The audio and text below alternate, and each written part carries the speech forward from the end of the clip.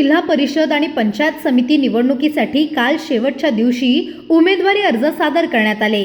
त्यानंतर आज जिल्ह्यातील सर्व तहसील कार्यालयात निवडणूक निर्णय अधिकारी यांच्या मुख्य उपस्थितीत उमेदवारांच्या अर्जांची छाननी प्रक्रिया पार पडली।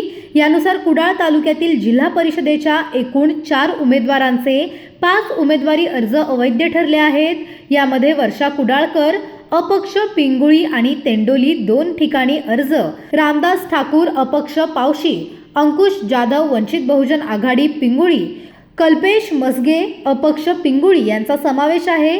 तर पंचायत समितीमधील सर्व अर्ज वैध ठरले।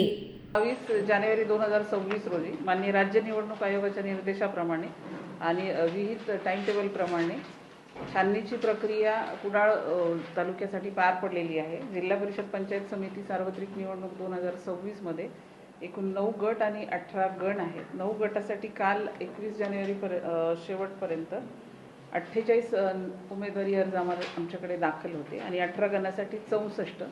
तर आज छाननी अंती जिल्हा परिषद गट 28, 30 आणि 31 यामध्ये अनुक्रमे 1, 1 आणि 3 असे एकूण 5 अर्ज अवैध ठरलेले आहेत। म्हणजे गटाच्या 48 उमेदवारी अर्जापैकी 5 नॉमिनेशन गेल्यामुळे 43 उमेदवारी अर्ज आज दाखल आहेत। गण एकूण 64 अर्ज आमच्याकडे प्राप्त होते, त्यापैकी एकही अर्ज इथे बाद ठरलेला नाही, सर्व अर्ज वैध ठरलेले आहेत। त्यामुळे गणासाठी 64 उमेदवार आजही पात्र ठरत आहेत।